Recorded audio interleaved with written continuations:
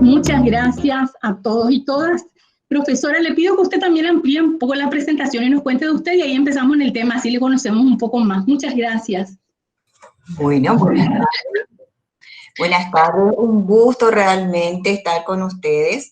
El área de ciencias sociales es muy importante dentro de todas las demás áreas. Ustedes sobresalen realmente. Sabemos que en el 2018 nos transformamos en facultad. Fuimos en realidad la última en convertirnos dentro de las 14 de la Universidad Nacional de Asunción, pero con una gran trayectoria, con mucho esfuerzo realmente. Le conozco al director de planificación y la trayectoria de la profe Ada, que hace rato estuvo con el Instituto de Trabajo Social, el ITS, y ahora felizmente ya nos transformamos en la FAXO. Muy bien, mi área, que contarles un poquito de mí. Soy docente, más que nada docente, y de grado y de posgrado. Tuve la oportunidad desde que egresé, incluso siendo estudiante de la carrera, ya poder enseñar en el grado y al egresar en posgrado. Y de eso hace 26 años, realmente hace 26 años, abril estuve completando la Universidad Nacional de Asunción, más los 4 años de la licenciatura en Matemáticas Estadísticas, que fueron un training realmente. Entonces serían ya 30 años en total. Bueno, un gusto. El tema que me pidieron desde la dirección de posgrado tocar con ustedes es métodos cuantitativos y herramientas. Presentarles un poco las herramientas desde lo que es la perspectiva teórica, ya que vamos a tener la participación del profesor, que les va a mostrar un poquito cómo él aplicó. De hecho, la limitación de esta herramienta que estamos teniendo, que estamos aplicando por este momento, que estamos viviendo todos, es que realmente no les puedo ver y no puedo saber mucho de ustedes. Así que en el chat me gustaría que vayan dando, por favor, sus nombres y me cuenten un poquito de ustedes, que después nos da el tiempo, nos va a dar el tiempo suficiente. La profe me va a ir contando quiénes fueron mis oyentes entonces. Muy bien, contarles de mí. Estoy en el rectorado de la Universidad Nacional de Asunción desde la Dirección General de Planificación. Estoy colaborando con la sistematización de los datos de los diferentes estamentos de la universidad. En la parte de docencia, estoy en la parte de estadística en la Facultad de Ciencias Exactas y Naturales, de la cual soy egresada, en la Facultad de Ciencias Agrarias y de Ciencias Veterinarias. Trabajé también ya en economía, en filosofía en posgrado y en otras universidades privadas. Con respecto a nuestra presentación, me gustaría ver un poquito con ustedes lo que es el enfoque de la investigación en ciencias sociales, hablarles de la aplicación de los métodos cuantitativos al análisis de datos en la investigación social, específicamente las de recopilación de datos, que son técnicas de muestreo, y las de procesamiento de datos, que se relacionan con las técnicas descriptivas, que trata de la organización de nuestros datos. De lo cual vamos a hacer un pequeño ejercicio, como toda docente. Voy a estar planteando entonces un ejemplo en el que vamos a utilizar la planilla electrónica, vamos a aplicar lo que estemos viendo. Y por último, solamente un recuento de las publicaciones del último periodo que me había sugerido la profesora Estela. Muy bien, con respecto a la investigación en ciencias sociales, la metodología, perdón, antes de arrancar, entonces sería que ustedes en el chat me vayan colocando las inquietudes o las consultas, y después de la presentación tenemos un tiempo para la respuesta a las consultas. Con respecto a la investigación en ciencias sociales, decimos que parten de la inquietud de un investigador o de un grupo de investigadores para profundizar algún aspecto que permita avanzar en la comprensión del ser humano o mejorar la sociedad. Y a diferencia de las ciencias técnicas y experimentales, la investigación que se realiza en ciencias sociales no requiere de grandes recursos materiales, como laboratorios y materiales específicos o insumos que necesitamos en otras áreas. Sí, y decía acá esta parte del texto que yo extraje, este párrafo, que depende mucho de la expertise del investigador. Y eso es cierto, porque tenemos que manejar datos y tenemos que hacerlo contextualizando para que podamos hacer la interpretación. Esa es la diferencia de la investigación en las ciencias sociales, comparando con las otras duras, como son las de experimentales y las de tecnología. Los métodos cuantitativos. Al decir métodos cuantitativos parece que nos separamos un poquito de la parte de las ciencias sociales, pero estuve viendo que el origen en sí parte de una teoría que es el positivismo, que luego se transforma en el neopositivismo y que argumenta que no es posible la generación de conocimiento si no se parte de las experiencias o estudios empíricos. Entonces, basado en ese paradigma, nosotros vamos a enfocar específicamente a las herramientas que vamos a utilizar para el análisis de datos en nuestros trabajos. Tengo entendido que este webinar está dirigido a estudiantes, a tesistas y egresados que estén trabajando ya en el área. Las principales técnicas de estadística, de la experiencia, no en forma teórica, pero de la experiencia, nosotros podemos clasificar a las técnicas en análisis exploratorio o descriptivos. Y tenemos a las inferenciales que pueden ser univariados, multivariados o de modelización. Y eso depende, y dentro de estos webinars van a tener específicamente después la parte de metodología de la investigación, de la naturaleza de la que ustedes estén realizando, si son experimentales, si son cuasi experimentales o no experimentales.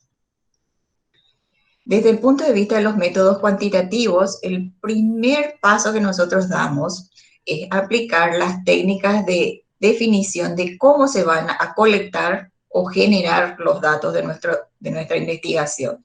Eso tiene que ver con las fuentes de datos, porque pueden ser secundarias o, en este caso, las primarias cuando nosotros salimos a generar. Si es así, nosotros tenemos que considerar a la población en estudio, las variables que estemos considerando, lo que vamos a medir en cada uno de ellos, los métodos de medición que vamos a utilizar, se refiere al cuestionario, se refiere al instrumento que estaríamos utilizando, podría ser una guía de entrevista, podría ser una simple lista de cotejos si es una observación, y luego viene la planificación del trabajo de campo.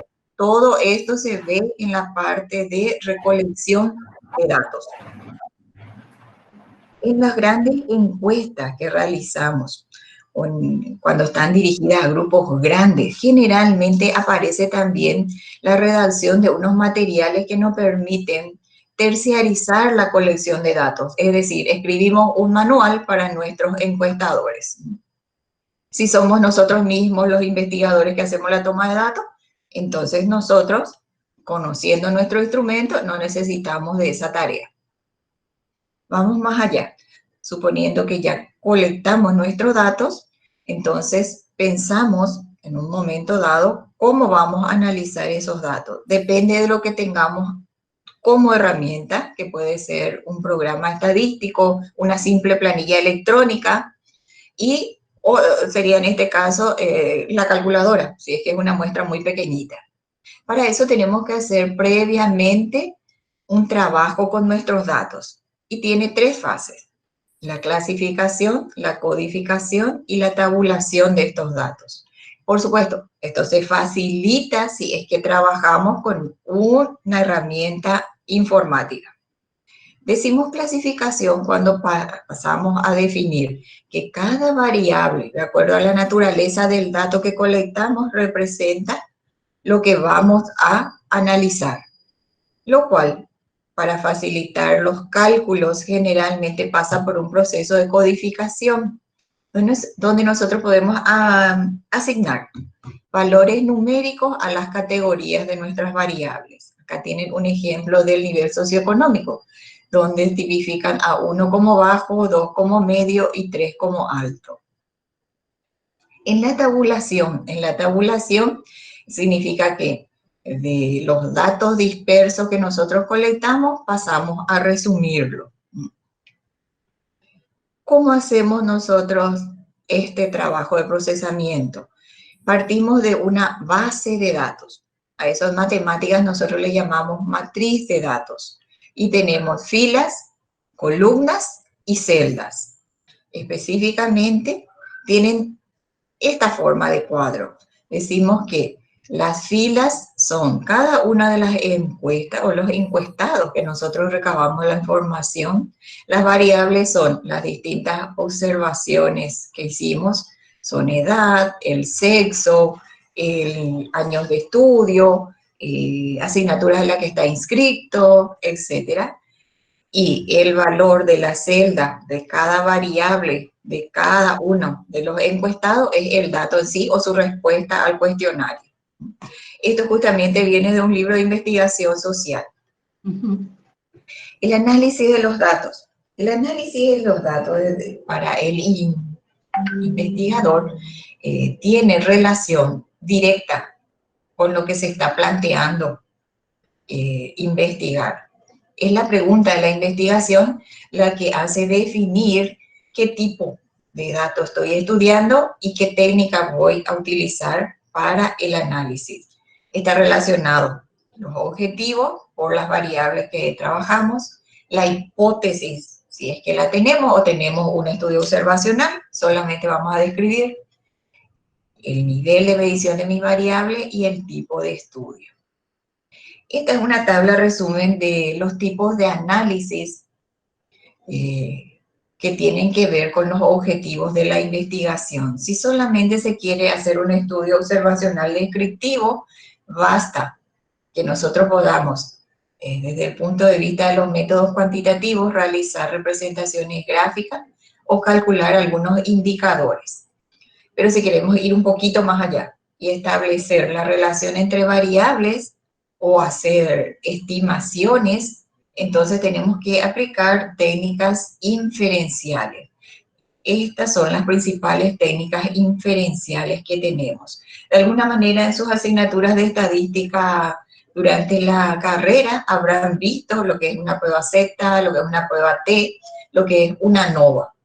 Si no, vamos a ver otra oportunidad cómo podemos ahondar en esas técnicas. Me pidieron específicamente que me centre en la colección de datos, que son las relacionadas con las técnicas de muestreo. Decimos que las técnicas de muestreo pueden ser de dos tipos. Pueden ser del tipo probabilístico y del tipo no probabilístico. De las del tipo probabilístico dependen de si existe un listado de todos mis elementos de estudio. Ejemplo podría ser listado de alumnos de nuestras asignaturas. Si tenemos ese listado, entonces nosotros podemos sortear cuando seleccionamos alguno de ellos. Ese es el muestreo aleatorio simple. Y si en realidad lo que tenemos es todos los alumnos de la FAXO, que serán cerca de 1000, entre las dos carreras, no sé cuánto estamos teniendo ahora mismo, profe, no tengo el anuario a mano. Papá, dos carreras. Dos carreras. Y ese niño que nos está acompañando. Es el hijo o el nieto de algún docente, ahí ya cerraron el micrófono. 561, dice el profe, quiere decir que estamos alrededor de 600 y más los de posgrado estaríamos ya seguramente cerca de 700 estudiantes. Si tenemos ese listado de la FAXO y tenemos que sacar un muestreo de estos alumnos, fíjense que ya no es tan sencillo como los 25 o 50 alumnos de una asignatura.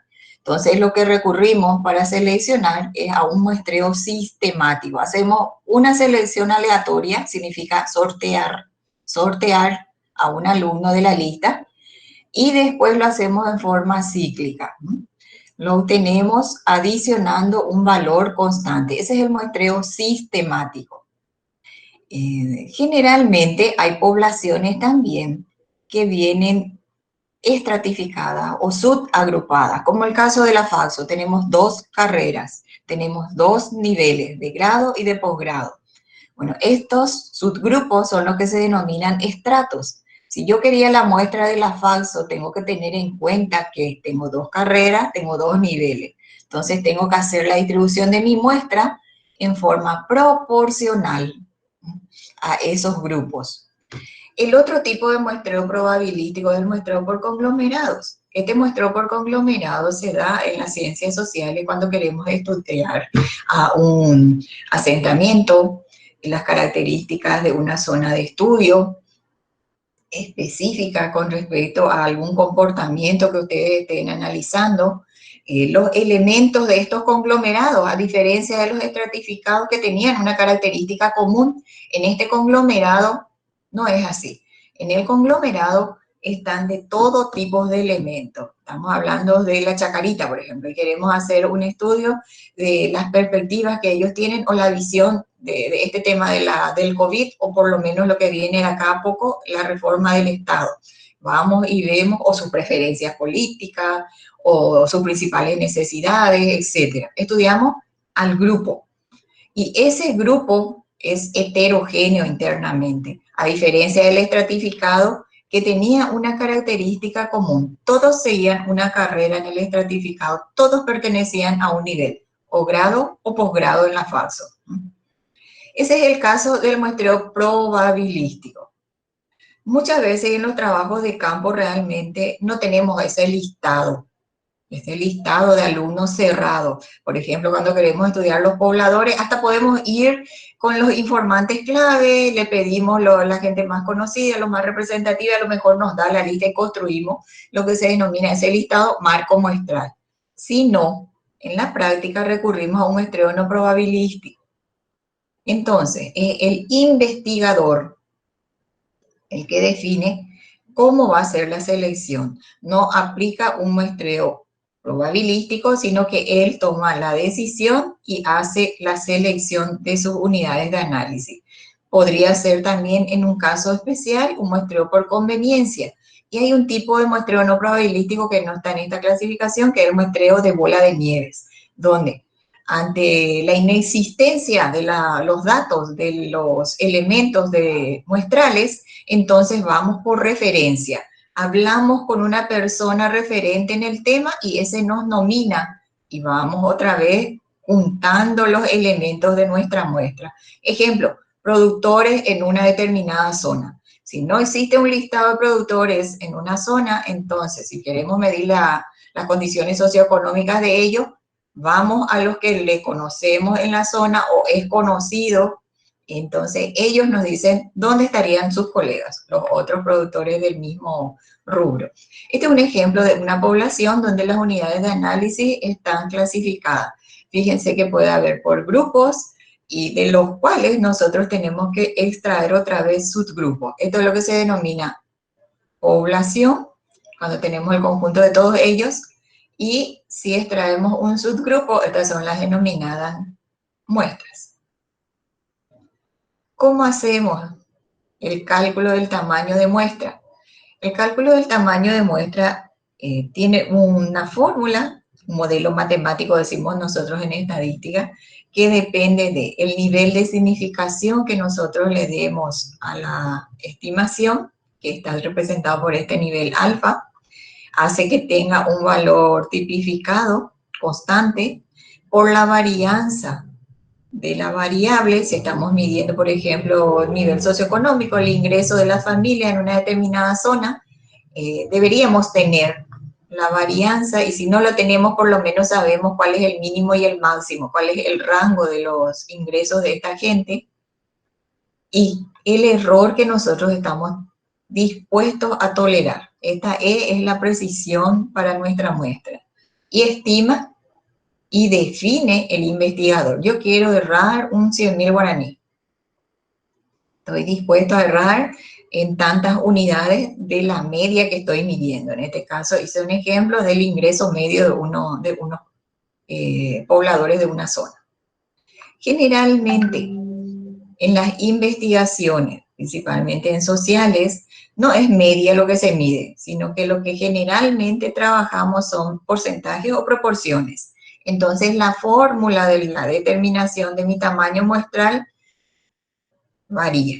No tengo que utilizar la varianza, permanece la Z y la X de la estimación, pero lo que tengo que saber es la proporción de casos favorables de lo que estoy estudiando.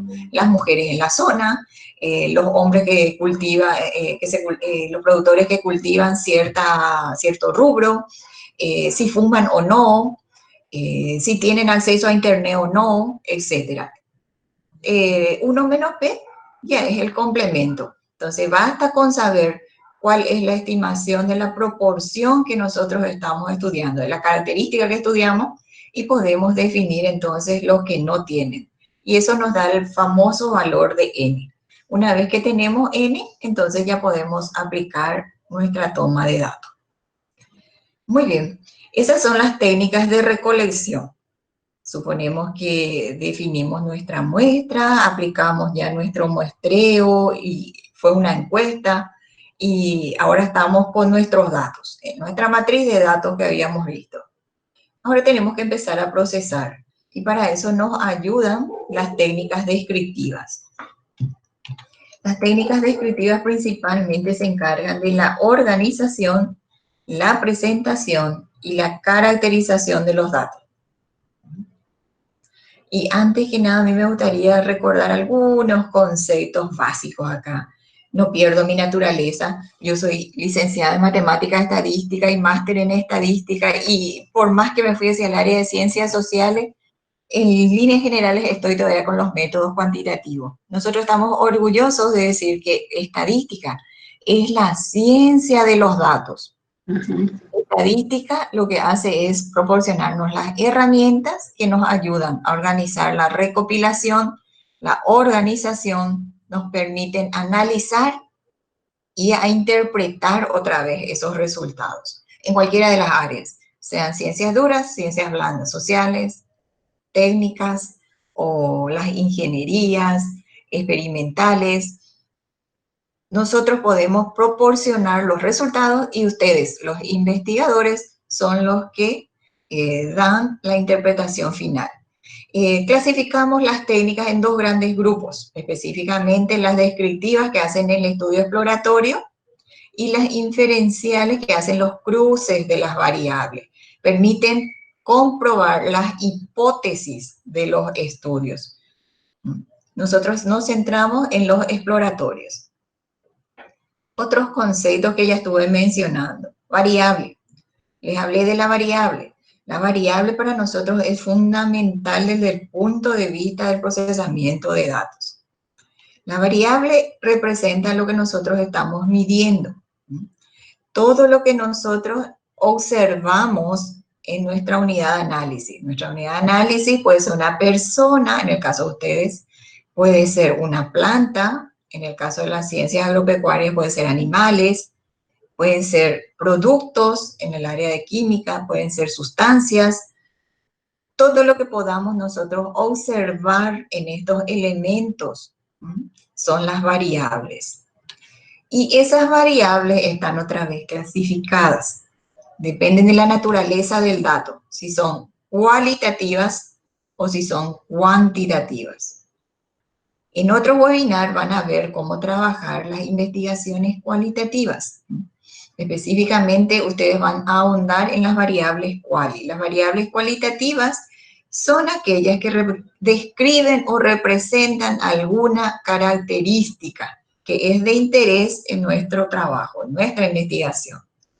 Nosotros, desde el punto de vista cuantitativo, podemos trabajar las cualitativas. Lo único que hacemos es volver a recodificarlas, dándole un valor que la tipifique, y la trabajamos como si fuera una cuantitativa, con el cuidado de no aplicar algunas técnicas estadísticas que no corresponden a las variables quali.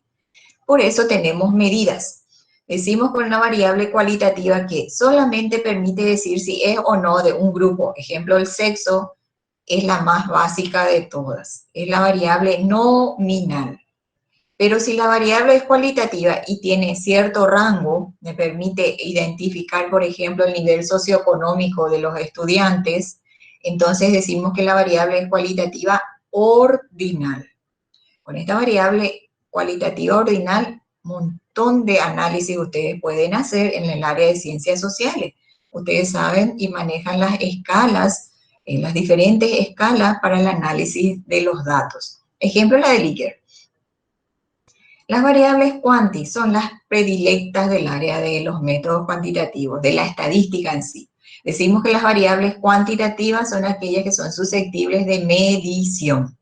Si toma valores enteros se llaman discretas. Ejemplo, número de personas, número de hijos, número de animales, número de estudiantes, etc.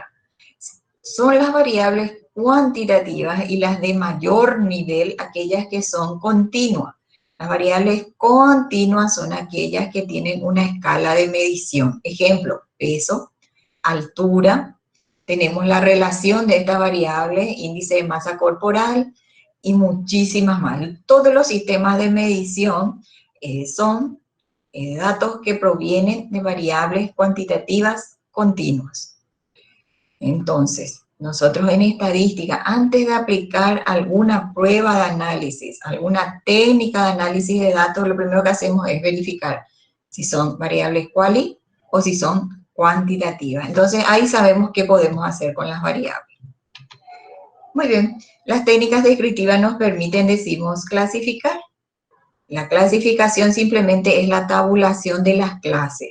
Es decir, que para las variables que medimos, hacemos un conteo de cuántas veces aparece cada categoría. Eso se denomina frecuencia absoluta, que para facilitar las interpretaciones podemos presentarlas en porcentaje. Era una escala, por ejemplo, de una encuesta de valoración que tenía estos niveles. La otra forma que trabajan las técnicas estadísticas son las presentaciones de datos. Los principales tipos de gráficos son estos que les presento acá, son 8. El de líneas, que es apropiado cuando tenemos una de las variables como tiempo. El de barras, que es el más utilizado. Si tenemos una serie de datos y queremos presentar nuestro informe, nuestros resultados, si llegamos a aplicar un gráfico de barras, con seguridad va a estar bien.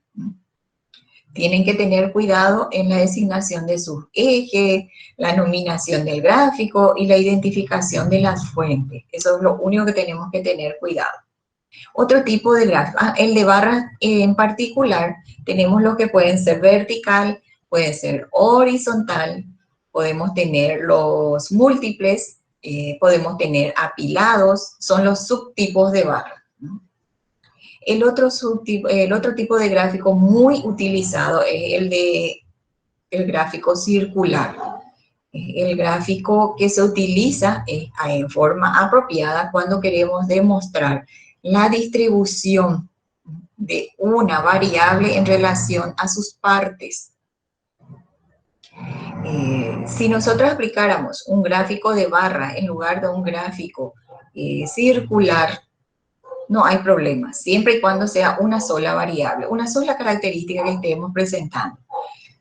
Entonces, pueden utilizar. Esta ya no se tapó, había sido mi fuente.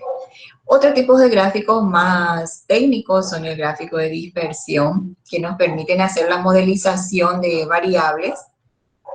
Los gráficos mixtos, donde podemos combinar los que habíamos mencionado, en este caso, por ejemplo, es la línea, o la de barras, que presenta, dice, la evolución de la tasa de desempleo abierto por trimestre.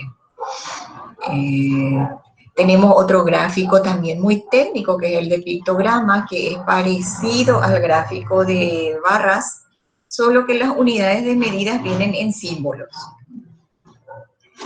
Y los cartogramas, que son un gráfico técnico muy utilizado, y ahora creo que todos estamos familiarizados con los cartogramas.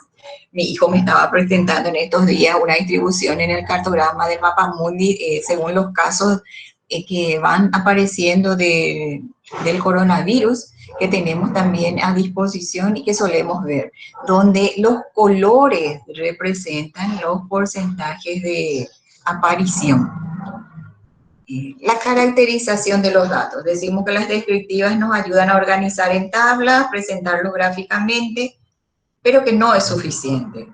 Nosotros necesitamos darle un nombre a esa distribución de datos, que son las medidas de tendencia central, y un apellido, decimos siempre nosotros en la estadística, que son las medidas de dispersión, que son el rango, la varianza y la desviación típica o estándar.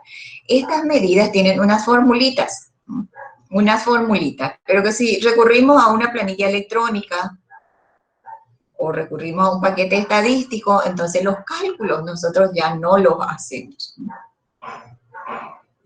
Principales herramientas para el procesamiento de datos.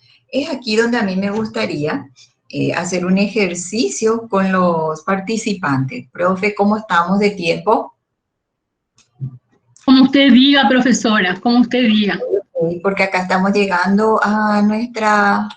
A 30 minutos, pero sí, podemos como lo que usted considere.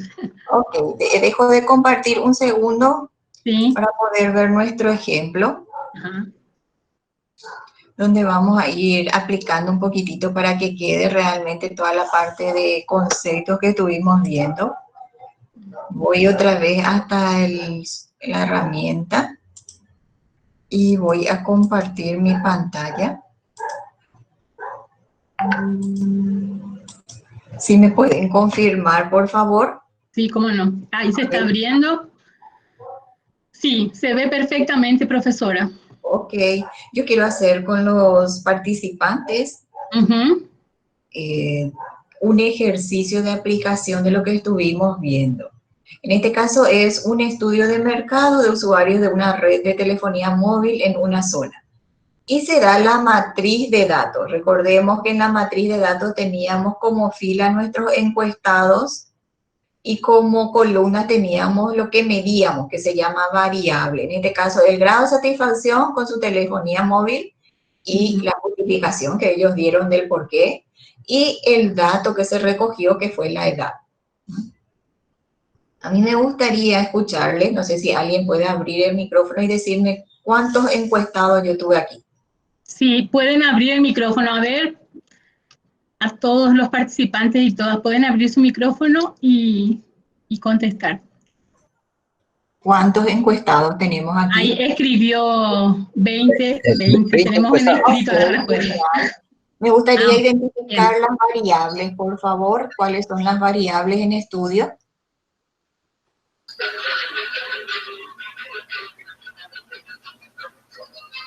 Una variable en estudio, ¿cuál sería de estos encuestados? Grado de satisfacción y edad van poniendo. ¿Y otra? ¿Cuál sería la otra edad? ¿Cuál sería la otra?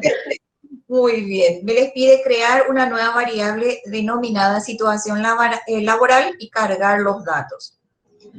A esta matriz de datos le tenemos que cargar una nueva variable. ¿Cómo les parece que podemos hacer?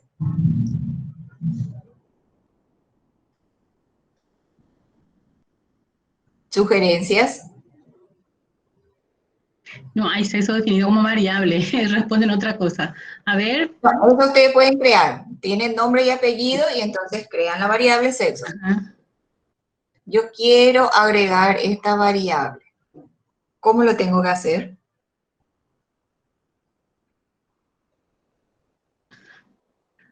Les doy una sugerencia. Voy a agregar una columnita más, entonces, mi variable acá, ¿sí? Sí. Y esta va a ser mi variable situación laboral. Para ir cargando los datos, entonces, ¿qué haría?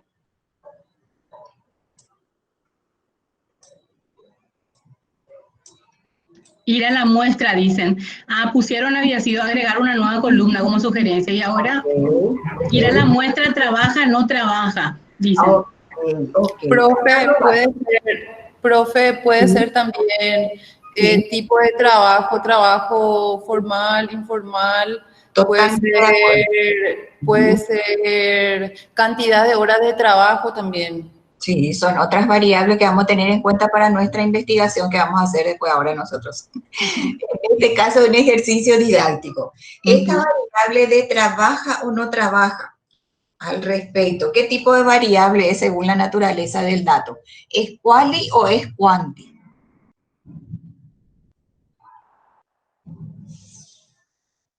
Quanti dicen acá en el escrito. Muy bien. Recordamos que la cuantitativa es susceptible de medición.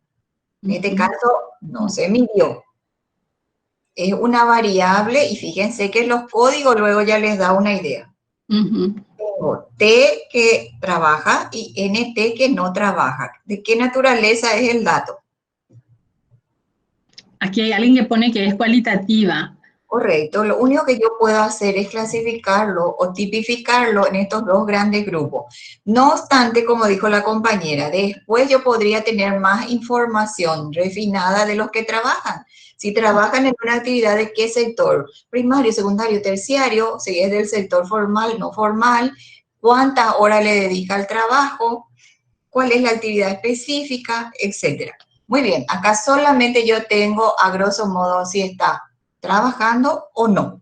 Esa es una variable cualitativa y la escala de medición es nominal, ¿sí? Muy bien, entonces agregamos a nuestra base de datos y volvemos a cargar. Tenemos creada nuestra matriz de datos y como dice la compañera, falta la variable sexo. Muy bien, yo podría entonces clasificarlos acá. Voy a insertar una variable y voy a crear la variable. ¿Por qué? Porque después les tengo que dar un trabajo. Por ejemplo, el primero que sería...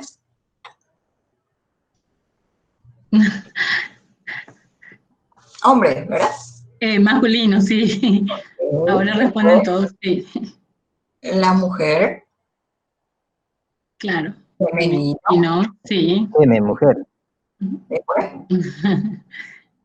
hombre, hombre. ¿Me corrigen, por favor? Sí.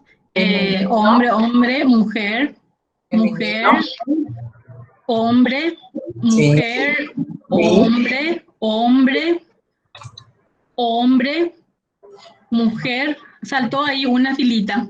Un segundito, por favor, Sí, saltó. hombre, mujer, hombre, mujer, hombre, mujer, mujer, mujer, hombre, mujer, hombre. Perdón. Hombre, mujer, ahí es mujer, ahí en este que ahora, así está bien, femenino y masculino. Sí. Muy bien. Esta entonces es la tipificación. Fíjense que las variables cualitativas están con códigos. Decimos que H es hombre y mujer le pusimos en femenino. Esto podemos darle nuevos valores numéricos para facilitar la tabulación de esto. Decimos que en esa variable queremos reemplazar, por ejemplo, hombre por 1. Y vamos a reemplazar mujeres por 2. Entonces tenemos ahora de esta manera, ¿sí? A todos. Sin cerrar, vamos a la variable situación laboral. Me interesa que los que trabajan tengan el código 1 y los que no trabajan, ¿se fijaron que son pocos? El código 2. Acá me tomó mal. Entonces voy a hacerlo nomás ya como es una muestra pequeñita. Este proceso de recodificación es muy útil si la muestra es grande. Muy bien, ahora ya tenemos nuestra base de datos. Guardamos nuestra base de datos. Recordamos que nuestra matriz, cada columna es una variable que estamos midiendo y cada fila es una unidad de análisis. En este caso, encuestado. Y lo que queremos hacer en el ejemplo, vamos a tomar solamente uno de ellos, muy largo, para que pueda trabajar después el profesor. Las mujeres, por ejemplo, para los hombres, determinar el porcentaje de los que trabajan. ¿Cómo les parece que podemos hacer eso? Vimos que las descriptivas nos ayudan a organizar en tablas, representar gráficamente y nos permite el cálculo de los indicadores. ¿Cómo les parece que podemos hacer?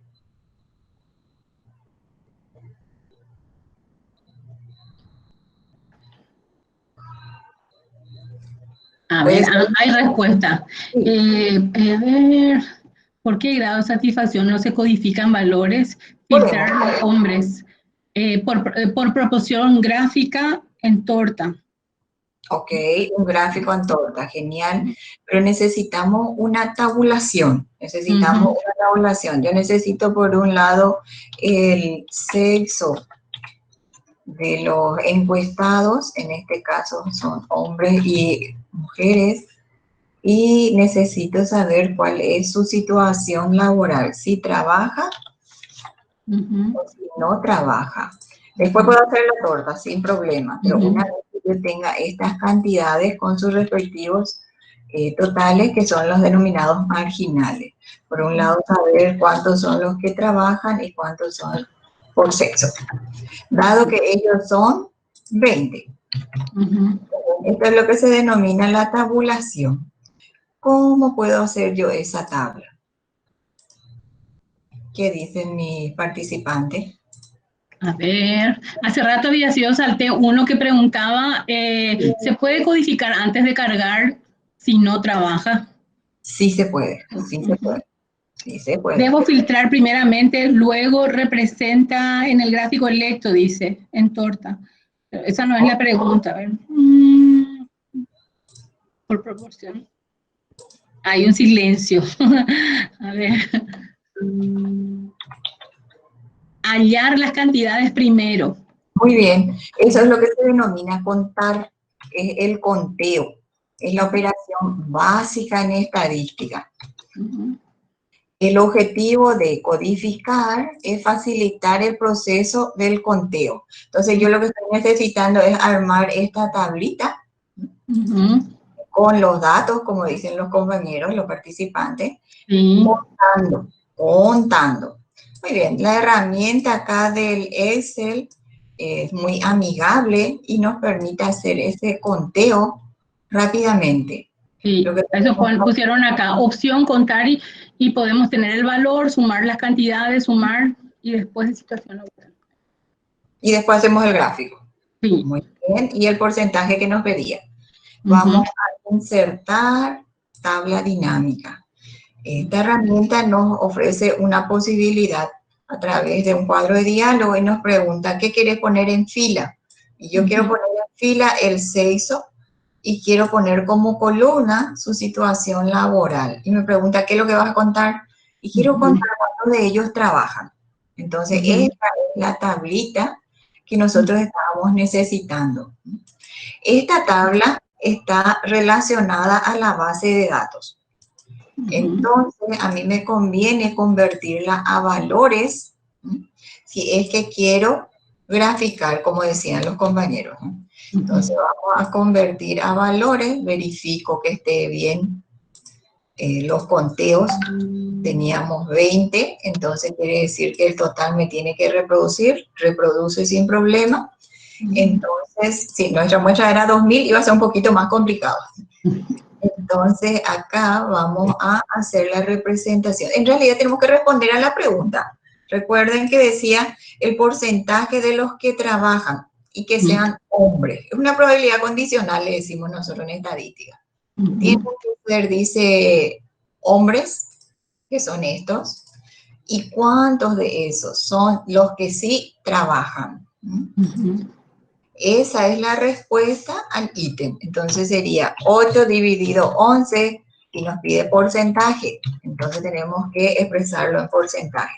Lo que nosotros estábamos buscando era el porcentaje de los hombres que trabajan.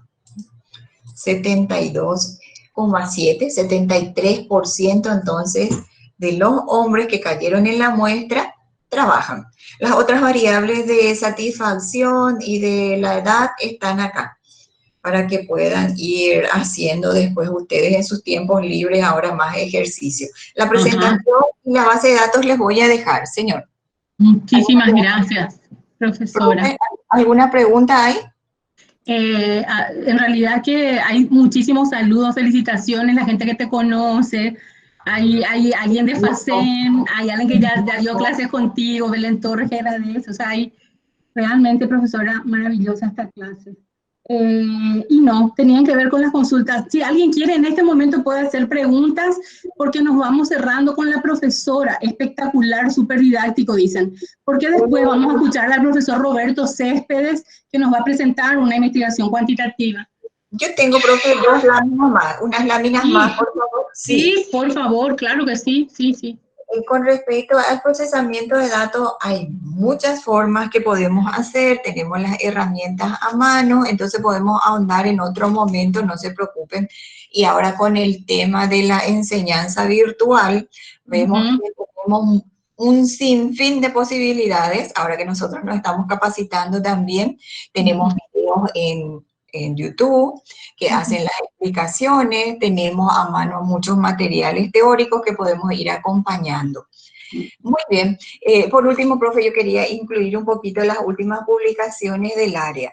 Yo estoy en planificación, profe, y quería compartir con ustedes las principales estadísticas que están disponibles a todos los integrantes de la familia universitaria y a nuestro público en general. Son los datos estadísticos que tenemos sobre la cantidad de la población estudiantil y de recursos humanos, por ejemplo, o de recursos que tenemos también, destino de los recursos y también otras variables de interés. Todo está disponible en el apartado estadísticas de nuestro portal de la universidad. Todo organizado. Si no están las variables como ustedes necesitan para sus investigaciones, pueden pedir y le vamos a construir esa base de datos que ustedes necesitan si es sobre datos de nuestra comunidad universitaria. Tenemos a nivel carrera, tenemos a nivel sede de cada una de ellas y tenemos por sexo los datos cuantitativos. Quería compartir con ustedes también que nosotros tenemos un sistema en línea de toma de datos a nuestros egresados y a nuestros ingresantes. Y también en este periodo de la pandemia, así como manifestaba la profe, se hizo una encuesta a estudiantes para determinar su vulnerabilidad. Tanto es así que hasta el 24 de mayo se está haciendo todavía la inscripción de los benefactores, donde se les invita a todos aquellos que puedan colaborar con nuestros estudiantes que están en esa situación de vulnerabilidad. Identificamos que son más de 1000, profe, más de 1000. Wow. Dentro de nuestros 55.000. Dentro de nuestros 55.000. Estas encuestas periódicas tienen unos formularios institucionales y tienen unas publicaciones anuales. Periódicamente estamos alzando los resultados de sus características sociopersonales, las actividades laborales que desempeñan y también sus expectativas de crecimiento profesional. Acá les dejo también un link que habla en relación a esto, de cuáles serían las próximas profesiones del futuro.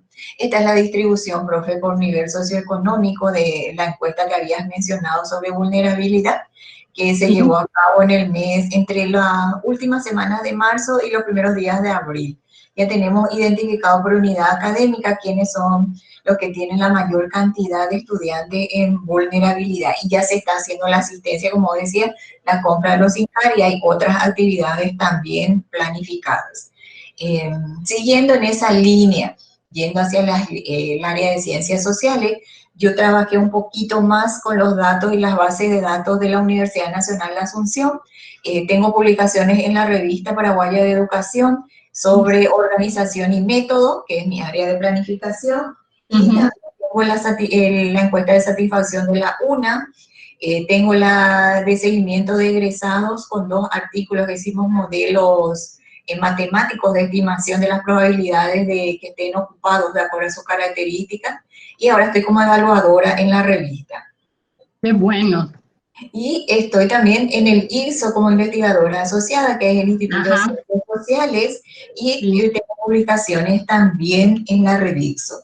El año pasado terminamos con el doctor Ortiz y el profesor Manuel Gómez un proyecto de investigación del CONACYT, y el producto fue el libro Perfiles Educativos y Estructura Productiva, que está disponible. Esto, profe, trabajamos dentro del programa de Prociencias, se lanzó el 26 de septiembre pasado y contiene un mapeo de lo que sería el posicionamiento de la PEA a nivel nacional. Estudiamos por 20 años Hicimos el seguimiento del PEA, profe. Y sacamos la radiografía de lo que estaban necesitando el sector formal e informal, como decía la compañera. Justamente trabajamos en ese tema y estuvimos dando ya en febrero, antes de la pandemia, los resultados en el programa de la OEI que está haciendo con los técnicos de las unidades interinstitucionales del MEP y del METES.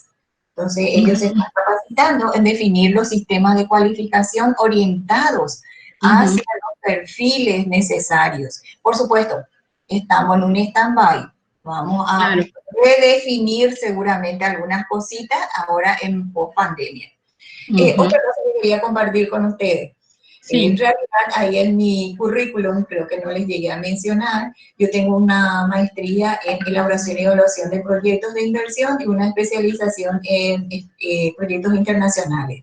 Terminamos con mis alumnos de una de las carreras en que yo estoy trabajando con ellos, estadística social justamente es, la carrera de ecología humana. Hicimos un estudio de mercado de las principales especies florícolas en Paraguay, un trabajo duro que hicimos con consumidores, vendedores y productores a nivel nacional. Estuvimos en los mercados de Cordillera Central, estuvimos en el departamento de Alto Paraná y estuvimos también por Villarrica.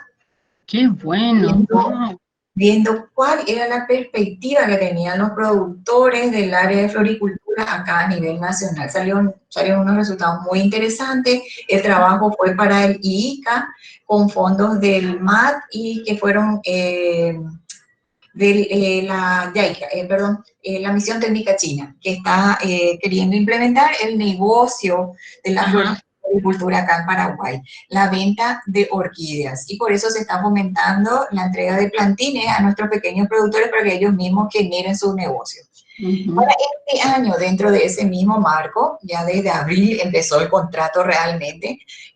Firmé el contrato con el IICA, pero esta vez con la KDS, que es la representación de la COICA de Corea, acá en Paraguay, y vamos a estar haciendo el estudio socioeconómico de los productores de mandioca. Es un rubro tan importante, tan linda como la floricultura, y dentro de ese estudio socioeconómico tenemos que definir también las perspectivas de la producción para el mercado nacional. Entonces, ya les hago extensiva la invitación si quieren trabajar conmigo. La toma de datos lo vamos a hacer en los siguientes meses. Para este trabajo, por ejemplo, que estamos hablando de la aplicación de todo lo que vimos hasta acá, yo había presentado el plan de muestreo, tratamiento y análisis de datos de la cadena de comercialización, y les quiero mostrar cómo se esquematiza, por ejemplo, estas ya son las variables de la encuesta, que voy a medir yo en mi encuesta. Ahora estoy en la fase de elaboración del instrumento. Otra consultoría, este sí es un estudio muy interesante, una encuesta de conocimiento, actitudes, prácticas y normas sociales sobre primera infancia, y que presentamos al UNICEF con un equipo de colegas. Está en evaluación. Ya seguramente la otra semana la calificación que obtuvimos, y ahí teníamos un entramado. Fíjense cómo teníamos un entramado acá de información, de cruce de información que tenemos que hacer. Ellos piden, la gente del UNICEF, una metodología teórica que ellos manejan y que tiene que ser una encuesta dirigida a los cuidadores de los niños, que pueden ser sus padres biológicos, y a los responsables de los sistemas de salud, de educación y de protección en determinada zona. Está definida qué departamento y qué distrito tenemos que visitar. Ese es a futuro también para este 2020.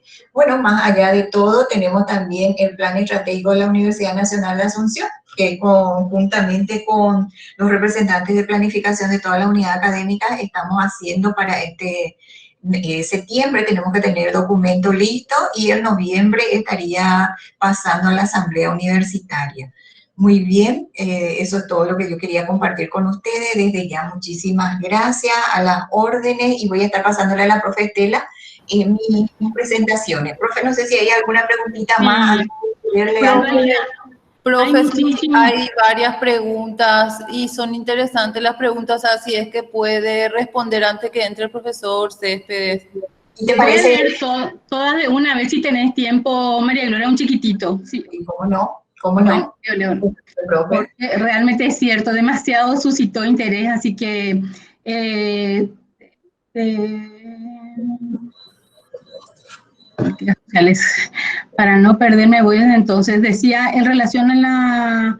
Había una que decía, no hicimos el gráfico, no hicimos. Es cierto, no se puede hacer todo en esta clase. ¿Cuáles son los elementos que permiten delimitar la naturaleza, el tipo de estudio que se está realizando? ¿Cómo se construyó? Eso ya en realidad trabajamos. Voy a irme hacia las posteriores. Una pregunta, profe. Ahora que muestran informes con variables de contagios sospechosos, descartados, muertos, recuperados, ¿cómo podemos tratar de sacar un divariante entre cantidad de pruebas por espacio geográfico, donde resulta que mientras más pruebas, más casos o no de contagio y al revés? ¿Cómo se puede hacer una base de datos, ¿verdad?, para el Ministerio de Salud? Existe, la base de datos tenemos, está disponible. De acuerdo a eso se va generando ese semáforo que le llama el doctor Masoleni. Tenemos esa base de datos. Seguramente que no está disponible y no es abierta, pero si es para un estudio específico, se solicita eso formalmente y proveen. Sí, la proporcionalidad ahí donde tenemos más población, más infectados, por supuesto que los casos van a ser más, vamos a tener más positivos. Los albergues son un ejemplo. La proporcionalidad está en función a la cantidad de elementos. ¿Cómo se genera el criterio de tolerabilidad del error en el tamaño muestral para la estimación de medias? Define el investigador por estudios anteriores o por experiencia. Si yo estoy estimando las horas de estudio que dedican los estudiantes de mi cátedra, yo estoy dispuesto a errar 30 minutos o 20 minutos. Soy yo la que defino eso como investigador principal. Puede ser un equipo interdisciplinario, de acuerdo a la naturaleza del estudio, entonces se ponen de acuerdo y tienen en cuenta diferentes aspectos y se define eso. Nosotros definimos. Pueden tomar estudios anteriores, pueden tomar un umbral empírico que es conocido. Esas son las maneras de definir. ¿Puede, por favor, enviar el link de los datos de los que habla la profe? Dice, se refiere a los datos de la UNA que usted mencionó, profesora. Que en realidad están disponibles, ¿verdad?, en la página. Están disponibles como informes, pero como base de datos ustedes pueden dirigirse a este correo que estoy dejando acá o al institucional, que es plani@red.una.pi. Entonces ahí solicitan ustedes y nosotros les preparamos en forma de base de datos, así como pide la compañera. Porque lo que tenemos nosotros son publicados informes. Tenemos anuarios, tenemos boletines periódicos, tenemos quinquenales, tenemos anual también, y tenemos el de 10 años, el histórico de 10 años. Pero si tienen la base de datos, entonces tienen que hacer el pedido. Ok, ¿se puede contar variable y generar datos numéricos en la investigación cualitativa? Sí, sí se puede, sí se puede.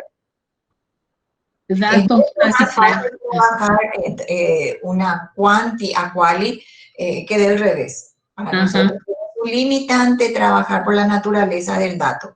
Pero del revés van a ver ahora con la profesora que sí van a trabajar. Siempre van a tener mediciones también ustedes, por más que hagan una observación. Grosso modo, los que son preguntas, ya formulé todas. Ustedes me ayudan o me corrigen si hay algo que faltó, por favor, pero algunas cuestiones que ya fueron respondidas, entonces son las que pasé. Voy a ver, Ada está por ahí. He visto que estaba la profesora Ada. No la veo. Sí,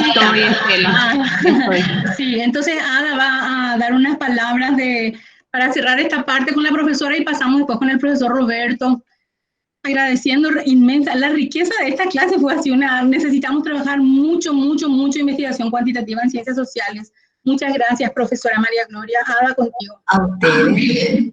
Solo un saludo especial a María Gloria. Un gusto.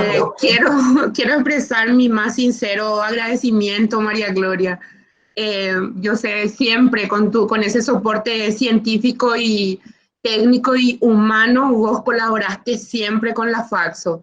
Desde un primer momento nos diste el apoyo y especialmente por esta clase que estás brindando hoy, y ojalá no sea la última, ¿verdad? quisimos contar contigo de manera más permanente, pero bueno, no fue posible. En otro momento estoy segura que sí. Así que gracias y un abrazo, te abrazo desde la distancia. Gracias. Buenas tardes para todos. Gracias, profe. Un gusto contactar contigo, profe. Y entonces dejarle los agradecimientos a los participantes, quedando a disposición. Ahí tienen mi medio de comunicación y estaremos en contacto. Entonces, dejo de compartir yo, profe, entonces. Profe Estela. Profe, yo dejo... Tu micrófono, Estela. Hola. Disculpen, estoy... profesora, muchas gracias. Quedan los materiales entonces para que usted pueda facilitarnos y nosotros pasamos. Muchísimas gracias, profesora. Realmente muchísimas gracias. Un gusto. Un gusto y hasta pronto. La profesora nos deja y ahora pasamos a una siguiente, si el profesor ingresa, porque por eso yo estaba, disculpen, yo sé que a mucha gente le está generando esta dificultad de que pide ingresar, no le llega a la administradora, que es nuestra comunicadora, y a su vez la persona intenta. Les pido disculpas. El profesor Roberto Céspedes, alguien si pudiera llamar al profesor Roberto Céspedes, que hace media hora está intentando entrar, por favor.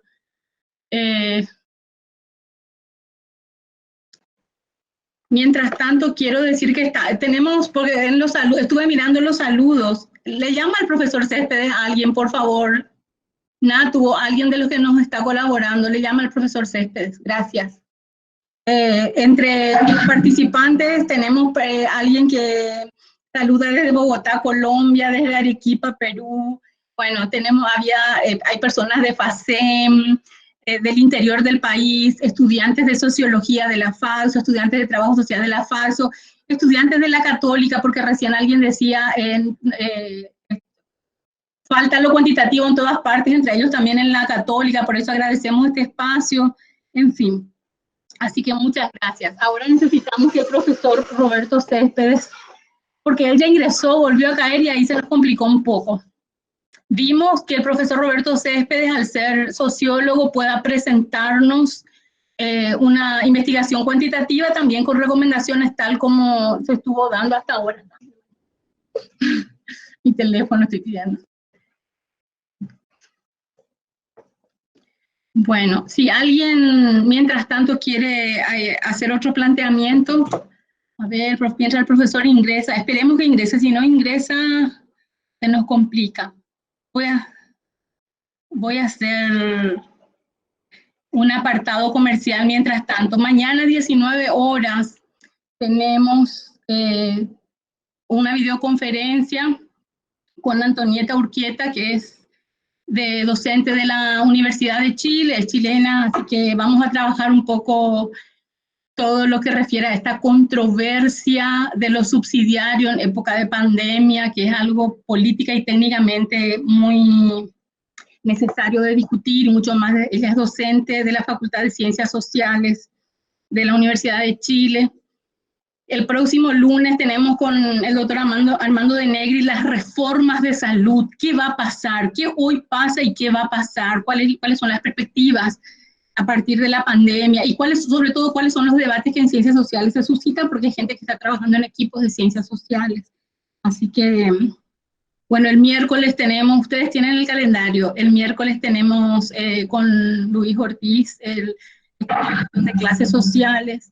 Después también vamos a tener a un sociólogo argentino de Gustavo Gamayo, que va a trabajar un poco todo lo que está refiriendo al mundo del trabajo y cómo eso se ve mucho más afectado en este momento de pandemia, ¿verdad? O sea, si bien ya era una crisis profunda, así que, digamos, tenemos una propuesta interesante. Le están llamando muchos al profe, disculpen, al profe Céspedes y capaz que así cuesta la comunicación. Ah, muy bien, le vas a llamarle, alguien le va a llamar y va a pasar por WhatsApp, ok, por WhatsApp. Pero él preparó láminas y todo para mostrar. Desde ayer estamos en ida y vuelta, preparó, mandó láminas, volvió a corregir. Realmente es muy penoso que la tecnología nos joda así.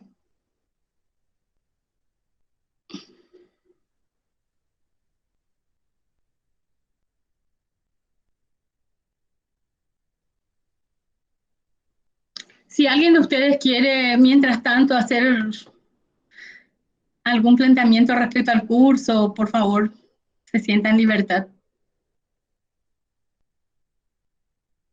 Si el profesor Roberto Céspedes no logra ingresar, me parece que hoy vamos a tener que... Estamos, muy bien, en camino con el profesor Roberto Céspedes, entonces esperamos unos minutitos más.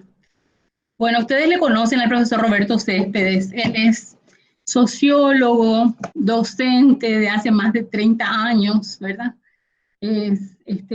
Su trayecto, como la gente de su generación tuvo que ver con en algún momento enfrentar la dictadura e intentar estudiar y abrazar igual todo lo que refiere a sociología, aportar a las ciencias sociales, y es podemos decir, un sociólogo con trayectoria crítica usando lo cuantitativo. Entonces, nadie puede decir que se trate de un docente que no haya generado, que sus investigaciones no hayan generado reflexiones y críticas contundentes, develadoras de la realidad social, que es la principal función de las ciencias sociales, revelar la realidad, así problemática, a veces caótica inclusive, pero mostrarla tal cual es, ya que siempre se nos presenta velada.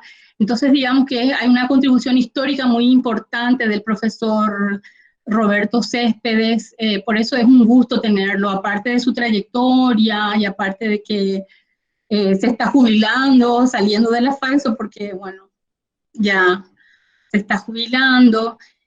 Aparte de eso, un poco por el trayecto, ya está conectado el profe Roberto, su trayectoria. Si es que Ada sigue en Ada, te dejo palabras para apertura a esta parte con Roberto y ya empezamos con Roberto. No, solo un saludo así. Mira que me van a hacer llorar porque él realmente es un compañero histórico, un compañero que estuvo con nosotros en todo el proceso de trabajo social y después en la FAESO. Así que no te puedo decir bienvenido porque vos sos de la casa y bueno, y esperamos contar siempre con tu participación y con todo tu aporte, que Estela estuvo describiendo realmente muy bien como lo hace ella, ¿verdad? Así que un gusto, Roberto, un gusto tenerte acá. Y ahí, Natu, y quienes nos están ayudando, ya están, el profe. Ahí están, bien, eso, Roberto, qué capo, tengo que celebrar desde acá. Gracias. Bueno, hola, mucho gusto por estar. Primero, el gusto es estar con ustedes y también poder aportar algo. Lo que sí necesito es que me indiquen cómo subir la presentación que tengo. Yo te envié, Estela, un par de veces y lamentablemente parece que no la recibiste. No sé si podés revisar eso. Sí, pero vos ahí donde dice presentar pantalla en la esquinita podés abrir. Para que yo presente. Espera, busco entonces, busco. Yo tengo en inglés acá lo que la present now, esa sería. Vos tenés en inglés la computadora, sí. Ese es, profe, ese es. Bueno, bien ahí. ¿Es que el Windows tengo que entrar o qué? No, ahí abajo, profe, dice presentar ahora al costadito. ¿Viste dónde está el microfonito para colgar y la camarita? Los iconos sí. De eso. A la derecha hay lo que dice presentar ahora. Sería ahí, profe. Sí, y entré ahí yo y ahí me sale... Toda la pantalla. Sí, una ventana y una Chrome tab. Sí, y ahí tenés que darle clic. Compartir tu pantalla, profe. ¿Pero con cuál? ¿Con el Con toda tu pantalla, toda la pantalla. Okay. Y ahí se va a ver lo que esté en tu pantalla, profe. No nos vas a ver a nosotros, pero nosotros sí te vamos a ver y te vamos a escuchar, Roberto. No, este PPT el que yo quiero que se vea. ¿No se ve? No se ve todavía y no recibí, te pido disculpas, no sé qué pasa con mi correo. No estás compartiendo todavía, profe, porque no nos sale todavía la... O sea, no.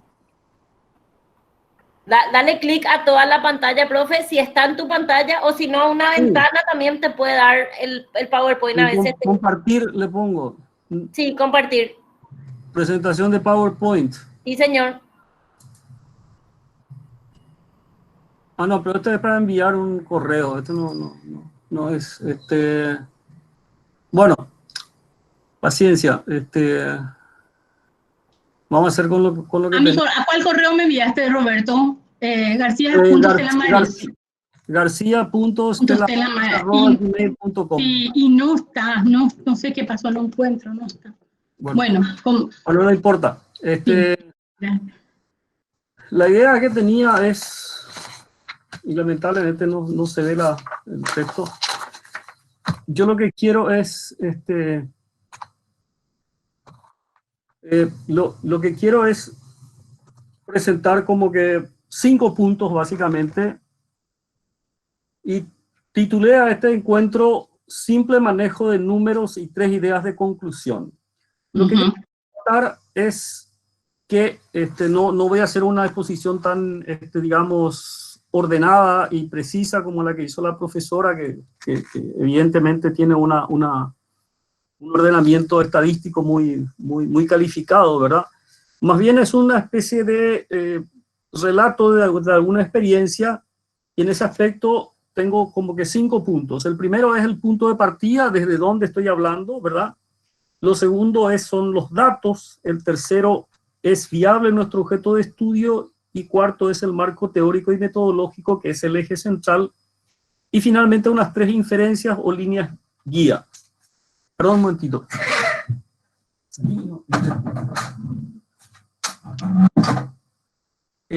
Perdón. ¿Cómo no? No hay problema, Roberto. Entonces, el punto de partida para mí, que es el primero, es, bueno, ¿quién habla y desde dónde, verdad? Ese es el punto de partida. Bueno, yo soy básicamente un sociólogo, ¿verdad? Fundamentalmente he estudiado sociología y tengo una formación menor en historia, ¿verdad? Lo que pretendo hacer es una reflexión y relato de experiencias de vida, ¿verdad? De vida en términos de investigación, ¿verdad? No soy un cuantitativista en el sentido estricto, en el sentido de que yo manejo estadística calificada o manejo paquetes estadísticos, digamos, calificados, como podía ser el SPSS o el Stata. Lo mío básicamente es una cuestión de lógica y porcentajes. Sí soy un cultor, si se puede llamar así, del dato duro cuantitativo, si es que se puede lograr, si es que se puede definir así, pero no tampoco es que estoy preso de ese dato, digamos, cuantitativo. No es que creo que los datos cuantitativos guían nuestro análisis, ni tampoco que son los que ordenan nuestra cabeza, ¿verdad? Eso sí, para mí es fundamental hacer un análisis crítico del valor del dato. O sea, no es que cualquier encuesta es válida, porque también existen mentiras estadísticas, y esas mentiras estadísticas, en muchos casos, sobre todo en tiempos recientes, se siente eso, o se percibe, o digamos, se presume, o se percibe, o se desconfía en el caso, sobre todo, de las estadísticas, de las encuestas en tiempos electorales, ¿verdad? Entonces, es importante el dato, pero tampoco podemos aceptar cualquier cosa como tal. Ese es el punto de partida y el punto 1. El punto 2 para mí son cuáles son las fuentes de análisis o de datos, ¿verdad? Y es muy breve. Para mí, toda investigación requiere de datos. Datos que hay que recolectar, datos que hay que ordenar, datos que hay que analizar y que sacar algunas inferencias, algunas conclusiones. Entonces, una cosa es recolectar, hay que ordenar esos datos y después se los analiza, ¿verdad? Hay 2 tipos de datos o de fuentes, que son los primarios y los secundarios. Los primarios son los que yo obtengo para mi investigación, que yo mismo creé, digamos, quiero saber el nivel socioeconómico de los estudiantes de sociología, y quiero comparar eso con los estudiantes de trabajo social, y quiero ver las trayectorias familiares que hay detrás de cada uno de ellos, ¿verdad? Y entonces, esa encuesta que yo hago, ¿verdad? Es una fuente primaria, porque es el instrumento que yo, digamos, fabriqué, por así decirlo, que sirven estrictamente a mis intereses de investigación. Esos son los datos primarios o las fuentes primarias. Usualmente estos datos primarios, estas fuentes primarias son caros. ¿Por qué? Porque si es una encuesta, si es un censo, si es, digamos, algún tipo de búsqueda de una muestra difícil digamos, de encontrar, eso significa, digamos, mucho tiempo, dinero. Digamos, yo quiero tener una idea de cuál es digamos, la mentalidad del trabajador de la construcción del área metropolitana de Asunción, ¿verdad? Bueno, entonces conseguir hacer un muestreo probabilístico, realista de eso es una cuestión que va a llevar mucho tiempo y que va a tener su costo. En muchos casos se utilizan, y yo he utilizado básicamente datos secundarios, o sea, datos que ya están obtenidos de una encuesta, de un censo, y que yo los vuelvo a procesar según mis intereses, ¿verdad? Son datos que están disponibles. Yo mucho tiempo, o por así decirlo, hace, qué sé yo, más de 20 años, o 20 años que yo trabajo con la cuestión de datos de la Dirección General de Estadística, Encuestas y Censos, ¿verdad? Entonces, esa es básicamente mi experiencia cuantitativa con la Dirección General de Estadística, Encuestas y Censos, y lo que he utilizado son los censos o las encuestas, lo cual significa que yo no puedo encontrar todo lo que yo quiero en términos de datos estadísticos, pero sí yo puedo acceder a muchos datos. Tengo que ver de cómo, por usar una expresión, cómo sacar agua de las piedras, ¿verdad? A mí me interesa, por ejemplo, la cuestión cultural, y de la encuesta de hogares, que se enfoca básicamente a la cuestión de empleo e ingresos. Las variables culturales es el idioma que habla la persona en el hogar, ¿verdad? Yo puedo también juntar eso con otras cosas, como que si tiene TV, si tiene internet, si tiene celular, se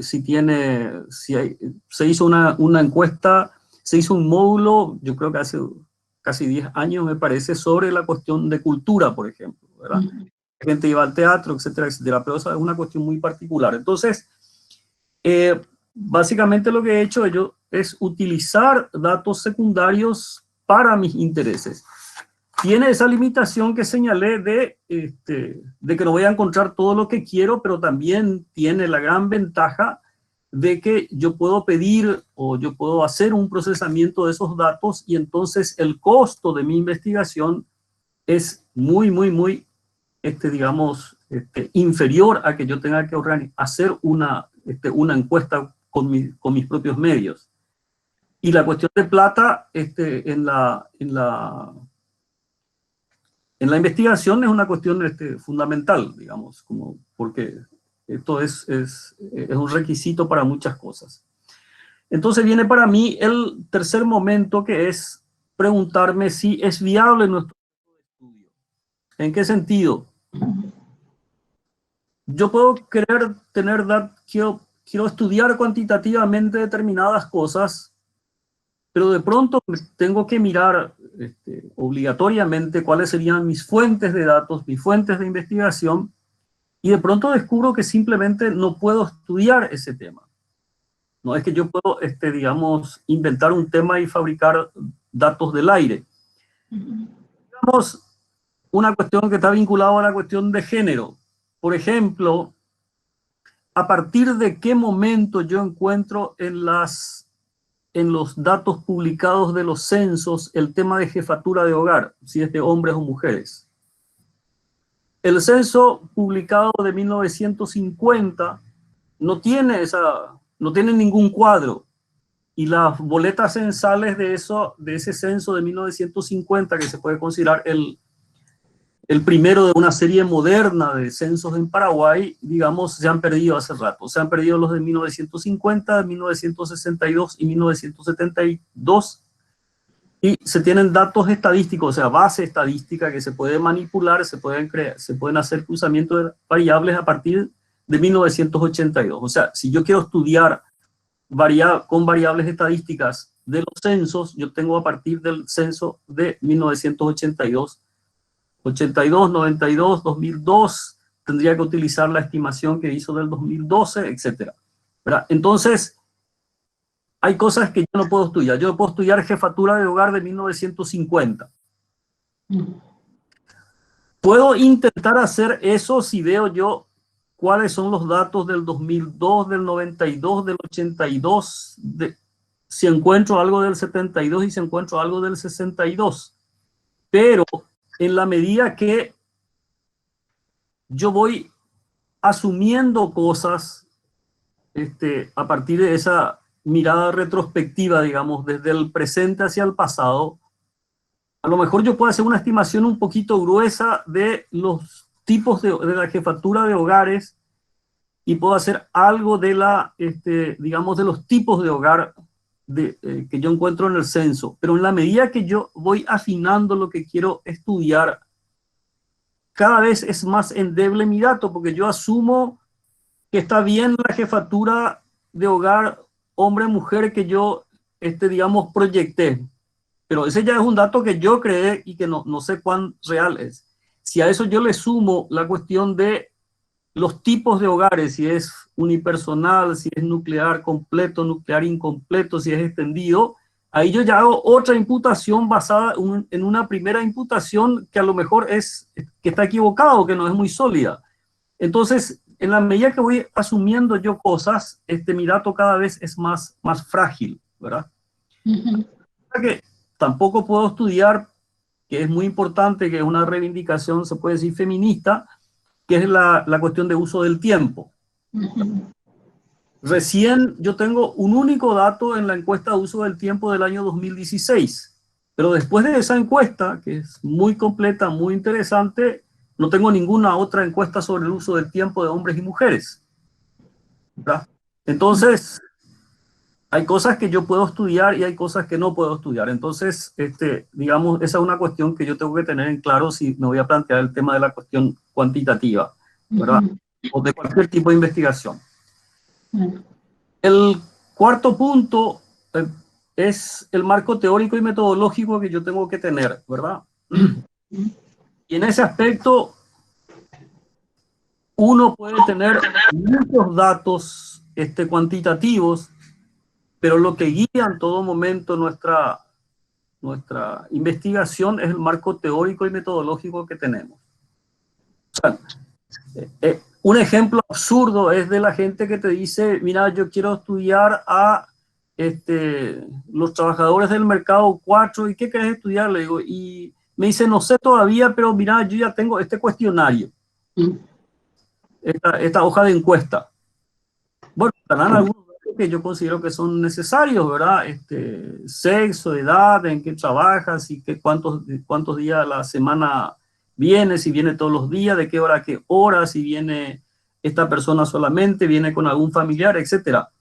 Pero básicamente el punto de partida es definir qué yo quiero estudiar y a partir de eso yo puedo pensar en la encuesta y a partir de esa encuesta, digamos, obtener datos cuantitativos. Pero el eje es el marco teórico y metodológico de qué es lo que yo quiero estudiar, ¿verdad? Entonces, ese para mí es una cuestión central.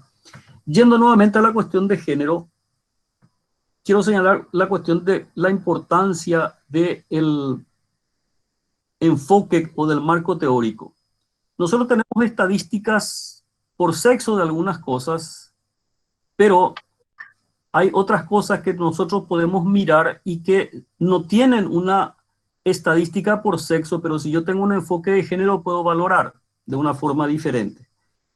Digamos, yo puedo saber los años de escolaridad del hijo y de la hija. Yo puedo saber la condición económica activa o inactiva del hijo o de la hija. Ahí voy a tener datos por sexo. Pero un dato que en las encuestas de hogares y en los censos aparece generalmente en bases de datos diferentes son las características de la vivienda.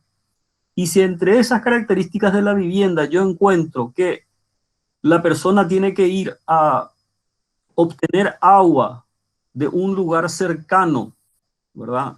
De un arroyo, de algún manantial, no sé, o de un aguatero, yo sé que ese trabajo generalmente, probablemente vinculado a la mujer y a los hijos, ¿verdad?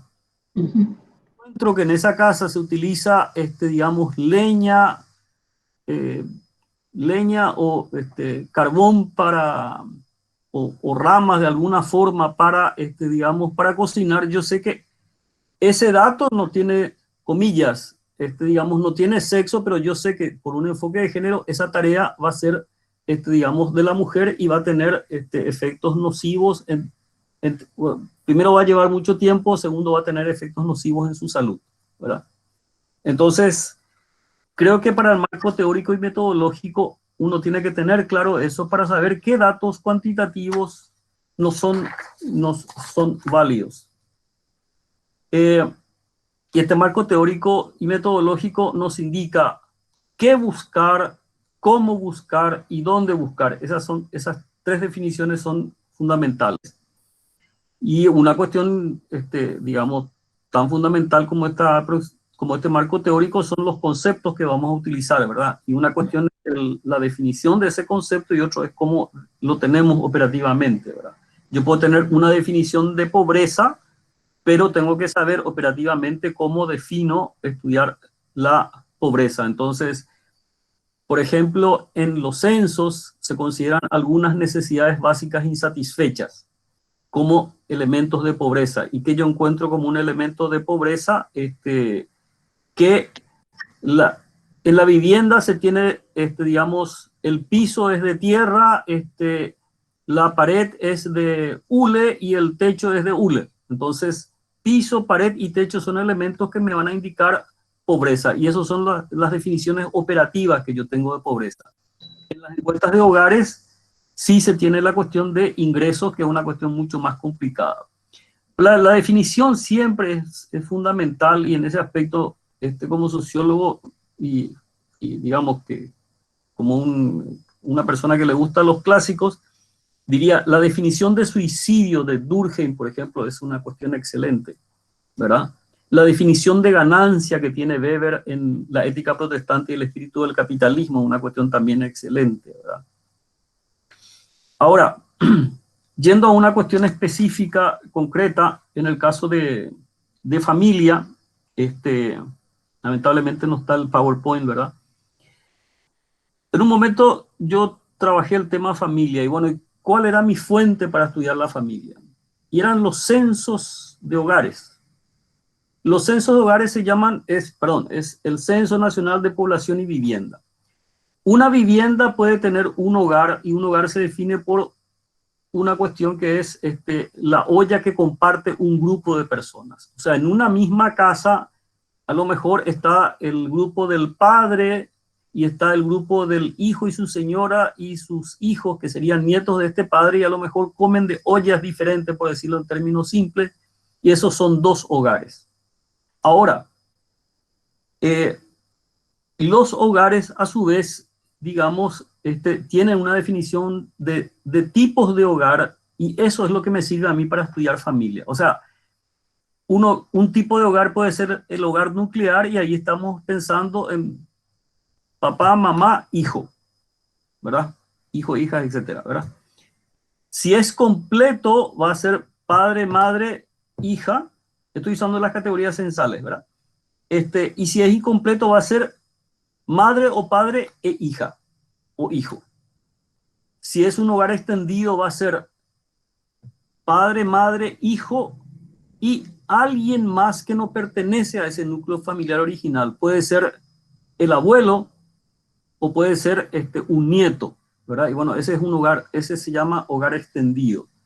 Entonces, lo que yo quise hacer es estudiar familias, y entonces utilicé los censos de hogares, los censos nacionales de población y vivienda, entré por la cuestión de vivienda, llegué a hogares y llegué a tipos de hogares, y ahí construí mi tipología de estudios de familia. Ahora, tengo la ventaja de que esa familia definida o ese tipo de hogar familiar, yo ya lo tengo, digamos, estructurado en los datos del censo, ¿verdad? Y eso me facilita a mí muchísimo para estudiar, ¿verdad? Entonces yo puedo preguntarme los tipos de hogares. Y bueno, en el año 2002, por poner un ejemplo, el hogar nuclear es el 54% de los hogares. El extendido es el 32% de los hogares. Entonces acá yo ya tengo prácticamente el 86% de los hogares. O sea, Paraguay tiene básicamente un tipo de hogar nuclear y un tipo de hogar extendido. El hogar extendido significa no que el casado casa quiere, como dice un dicho, sino que detrás de esa familia original se van incorporando o gentes del pasado, como pueden ser las abuelas, gentes, digamos, de ese presente extendido, como puede ser un tío o tía, ¿verdad? O la descendencia, que puede ser el hijo con una esposa con unos nietos, ¿verdad? Con unos hijos que son nietos. El hecho de que nosotros tengamos prácticamente un tercio de la población en el año, o sea, un tercio de los hogares en el año 2002 sea de familias extendidas, está indicando algún tipo de nivel de pobreza, porque no es que la gente no quiera independizarse, por eso se dice que la gente no quiere vivir con la suegra, etcétera, ¿verdad? Sino simplemente que esa persona o ese nuevo núcleo familiar no puede independizarse por razones económicas y entonces vive en esa casa.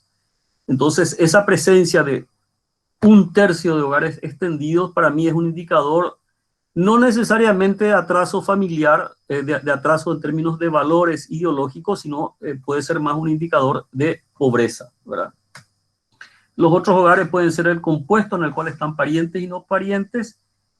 Y el otro tipo de hogar es el hogar unipersonal, que es de una persona, y entonces ahí no hay parentesco, digamos. Entonces, fíjense, utilizar censo de hogares, vivienda, hogar y tipo de hogar. Después yo me voy a plantear la cuestión de, bueno, ¿cuáles son los tipos de hogares que me interesan, verdad? Y entonces digo, bueno, más del 53% de los hogares es un hogar nuclear, significa una gran preeminencia, pero ojo, hay un 8% de hogares nucleares incompletos, o sea que es básicamente madre e hijos, ¿verdad? Por eso está la expresión de madre soltera y no de padre soltero, o sea, el padre soltero es una excepción. Entonces, yo voy a tener esos tipos de hogares. Voy a ver cuál es la diferencia en términos urbanos, rurales, en términos de departamentos. Después me voy a plantear una cuestión central que es la jefatura de hogares. Esos hogares, digamos, están presididos por hombres o mujeres, ¿verdad? Esa jefatura de hogar tiene o no actividad económica. Otro tema va a ser el tamaño del hogar y así sucesivamente. En la medida que yo no solamente me preocupo por la cuestión del censo de un año, del año 2002, sino también veo qué pasó en el 2002, en el 2017, yo también tengo una visión histórica y en ese caso va a ser nuevamente mi marco teórico el que va a definir, digamos, qué es lo que es válido, o sea, qué cosas yo tengo que preguntar, qué cosas tengo que buscar y sobre todo, ante el cambio, ante un proceso histórico, por qué cambian determinadas cosas y por qué no cambian otras cosas. Y eso me lo va, mi base para pensar eso es definitivamente, digamos, es el marco teórico y metodológico, ¿verdad? Bueno,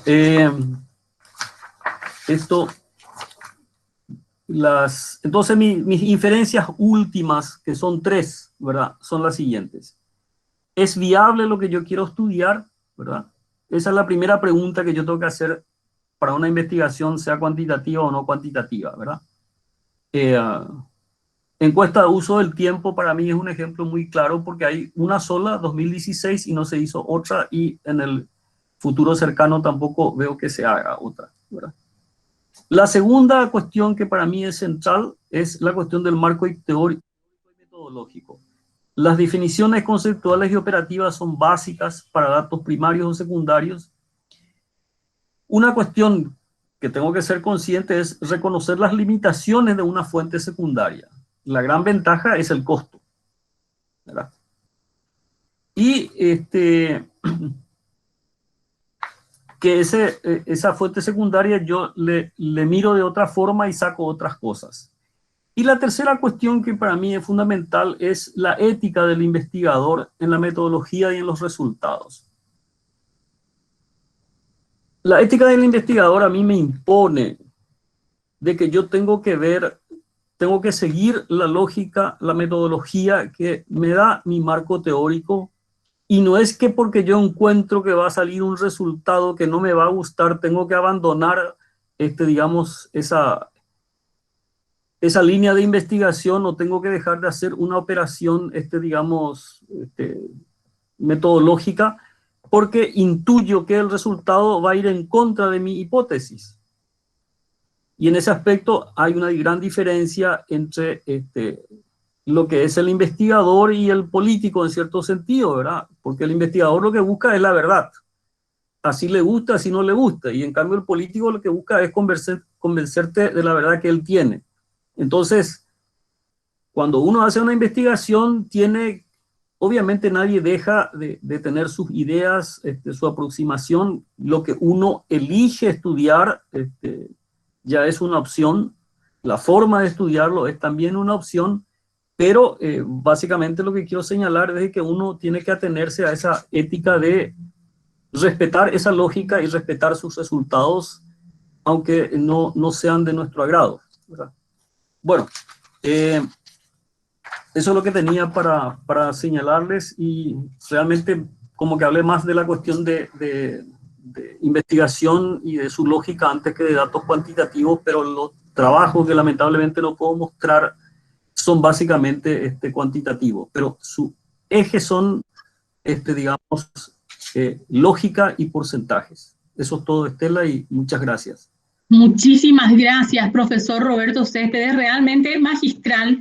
Y bueno, tengo que decir que uno de los recursos más importantes del docente es trabajar con lo que hay, y de la consistencia y la excelencia del contenido, independiente que no se pueda ver el gráfico realmente, y todo lo que hace a cómo investigar desde ciencias sociales, así central, cuestiones muy claves.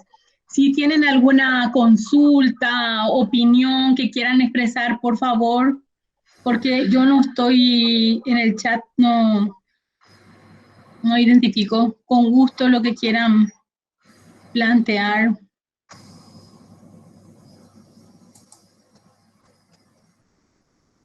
Bueno, yo creo que a esta hora como que para mí el techo del encuentro siempre es 1 hora. Yo llegué ya en la hora, así que si es que no se fueron todos, para mí ya es un gran logro. No, al contrario, mira, hay 50 personas pendientes ahí y entre ellos hay un grupo heterogéneo, lo cual también es muy rico. Hay estudiantes, hay investigadores como Mariel Palau, o sea, hay mucha gente y hay mucha gente saludándote, no sé quién es, porque algunos usan mi respeto al profesor Céspedes, excelente exposición, excelente profesor, muy claro, brillante, bueno, son expresiones de elogio, Roberto. Yeah. ¿Cómo se hace la validación de los resultados antes de la publicación? ¿Cómo se hace la validación de los resultados antes de la publicación? Porque se presentan informes generalmente, pero no a la comunidad consultada, estudiada o investigada. Si hablamos de la ética del investigador, y después enviar, por favor, los materiales, bueno, esto que no pudiste, sí, pero ahí después vemos que me llegue y pasamos, claro que sí. Bueno. ¿Qué veracidad en los datos, dice Juan? Sí. Bueno, la cuestión de la ética, yo me referí al proceso de investigación, ¿verdad? Por supuesto, parte hay toda una red de principios de ética, ¿verdad? Que están desde, desde avisarle a la gente, por ejemplo, que uno la está investigando, ¿verdad? Yo no, digamos, si voy a hacer una observación participante, no puedo meterme sin avisarle a alguien, porque si no sería más bien una cosa que no corresponde, sería una especie de espionaje en cierto sentido, ¿verdad? La cuestión de validación de los datos, ahí hay que ver dos cosas que para mí son centrales, ¿verdad? Una cuestión es la opción de dar el resultado a la gente que se investigó, ¿verdad? Pero hay veces, digamos, si yo estoy estudiando los resultados históricos de los censos del 82, 92 y 2002, sobre el tema de familia, yo no tengo una persona a quien devolverle. O sea, mi obligación en este caso fue o sea, mi obligación es intentar que se publique ese trabajo de manera que no quede como una cuestión de un escritorio, no quede, digamos, que no quede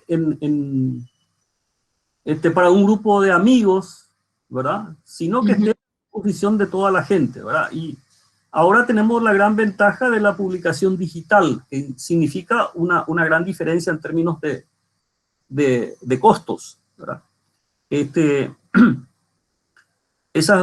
Para mí, esa es una forma digamos, de devolución. Si uno estudia una comunidad indígena, a lo mejor puede hacerlo también ahí.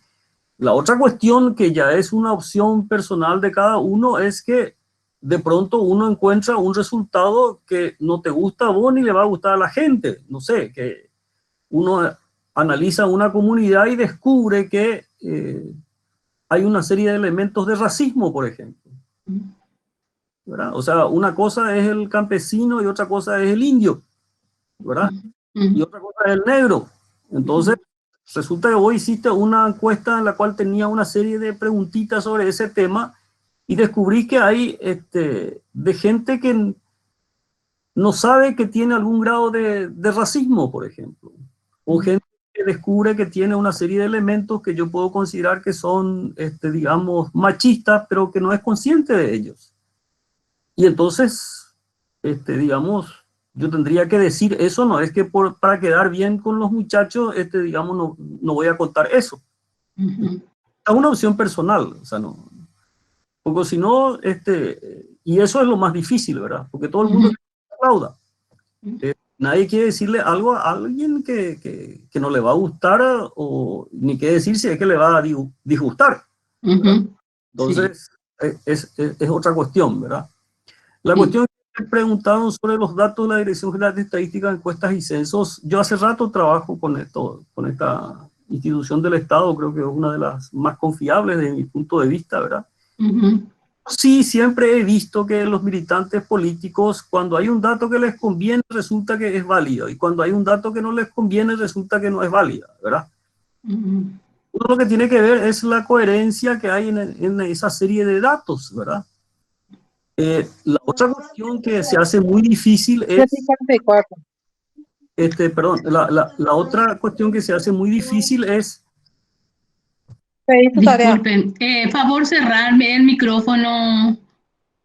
A ver, favor cerrar el micrófono. Ahí retomemos, Roberto, por favor. Sí, la cuestión de los datos es de esta institución, que yo creo que tiene datos que son confiables, que son oportunos, que son consistentes, que son pertinentes. Confiable sería el criterio más general, pero lo primero son pertinentes en términos que se pregunta lo que se tiene que preguntar, que son consistentes en el sentido que una misma cuestión se analiza de distintos puntos de vista y se ve la consistencia que hay en los datos que se recogen con respecto a ese tema.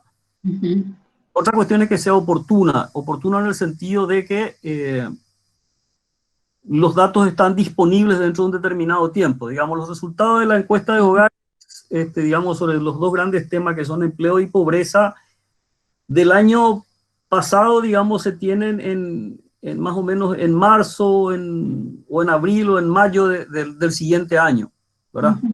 Porque se trata de que esos datos sirvan para tomar decisiones. En este caso de hoy, particularmente con la cuestión de la pandemia, digamos, como que se cambió digamos, se cambió el piso, un terremoto, ¿verdad? Porque ahora que haciendo estadística, encuesta y censo, va a ser vía remota, va a ser, digamos, llamando por teléfono, y el primer paso de esa revisión de esos datos estadísticos es reducir el cuestionario, porque nadie le va a aguantar un tiempo largo, digamos, respondiendo preguntas, ¿verdad? Ujú, ujú. Entonces, yo creo que ahí hay una consistencia de datos, o por lo menos las definiciones son relativamente consistentes en muchos años, y entonces yo puedo hacer unas comparaciones, digamos, a lo largo del tiempo. Naturalmente, ninguna encuesta, ningún censo es perfecto, y hay algunos que han sido, digamos, lamentables, y ese es el caso del censo del 2012. Pero Ujú. que se usó en el año 2012 en Paraguay también se utilizó en otros países como Chile, por ejemplo, y también resultó mal. O sea, como que era la metodología la que estaba mal, no es que era tanto la cuestión de que los encuestadores de acá son malos, digamos, para eso, o Ujú. fue mala, etcétera, etcétera. Entonces, para mí es la otra cuestión que es muy difícil, es decir, yo dejo de tener esos datos, ¿verdad? Sobre todo yo pienso en la gente que está en un puesto, digamos, de toma de decisiones o de influencia, de alguna u otra forma va a querer trabajar o va a querer incidir en el Estado. Y en términos de bases de datos, la base de datos más grande en términos de población sigue siendo la Dirección General de Estadística, Encuestas y Censos, ¿verdad? Y bueno, esos son los datos que tenemos. No nos gustan, nos parecen insuficientes, pero tenemos que ver, o trabajamos con eso, con las reticencias que tenemos, o digamos, hacemos nuestros propios datos, y hacer nuestros propios datos es una cuestión Sí. muy cara, muy difícil, muy cara, ¿verdad? Y en ese aspecto, por eso yo justamente tengo el ejemplo de que he utilizado, he utilizado en fuente secundaria para mis estudios sobre el tema familia, por ejemplo, Ujú. ¿verdad? Bueno, yo creo que estamos ya en... Bueno, Roberto, porque esto que respondiste ya vale también para la veracidad sobre la encuesta permanente de hogares, que también es hecho por la Dirección General de Estadística y Censo, que es la otra consulta. Sí, sí, qué veracidad tienen. Y bueno, ahora se abre una nueva etapa con la cuestión de hacer las encuestas, digamos, remotamente, digamos. Ujú. Es un nuevo desafío, es un nuevo momento, un nuevo comienzo. Sí, sí. Excelente, Roberto, qué gusto, muchísimas gracias. Gracias Realmente a vos. fue así por favor, un lujo así. Te tenemos que seguir teniendo, Roberto. Tu jubilación no te tiene que separar de la facultad ni de los ámbitos del conocimiento. Para peor, me dieron la jubilación de la Universidad Nacional del Este, y entonces Te equivocaron ahí. nunca cobré un guaraní de la tal jubilación. O sea, están en alguna gaveta o en algún proceso para que se cambie ese dictamen alguna vez, digamos, se enteren del tema, ¿verdad? Entonces volver nomás con nosotros, no olvídate la jubilación unos años más. Muchas gracias, el querido profesor Roberto Céspedes. Gracias a los heroicos y heroicas que se quedaron hasta este momento. Ya, muy agradecido a ellos, muy agradecido a ellos. Gracias, y a vos, Roberto. Muchas gracias. Chao, chao. Nos vemos. Gracias, gracias. Gracias. Gracias a todos.